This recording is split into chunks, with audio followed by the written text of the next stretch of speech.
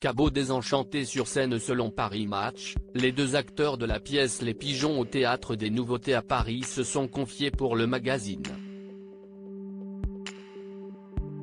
Aussi complices en interview qu'ils le sont sur les planches, Michel Leb et Francis Huster se racontent à cœur ouvert sur une multitude de sujets. Ainsi, le comédien de 75 ans, qui a été sociétaire à la Comédie Française, parle de sa vie sentimentale et familiale avec la franchise qu'on lui connaît. Francis Huster est père de 2 filles, nées de sa relation avec l'actrice italo-brésilienne Cristiana Reali.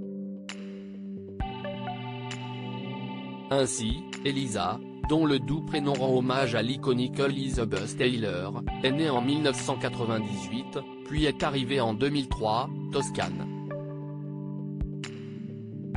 Dans Paris Match, l'acteur admet ne pas avoir pu être présent comme d'autres papas, pris par le tourbillon de son métier, je n'ai jamais eu un rapport père-fille. Comme Michel Leb, à chaque étape de leur vie, j'ai eu le même âge qu'elle. Je suis un père copain, mais en admiration devant mes filles.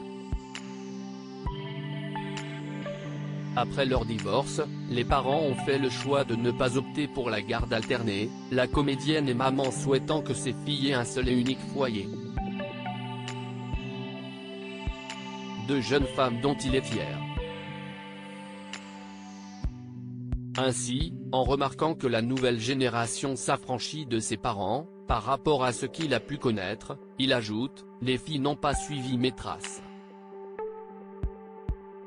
Toscane est plasticienne et Elisa est scientifique. Et moi, je veux qu'elle soit heureuse.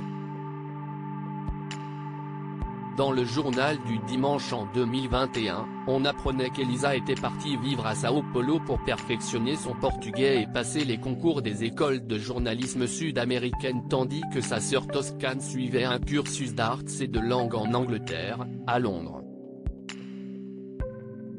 Elles ont manifestement pu tester différents univers avant de faire leur choix.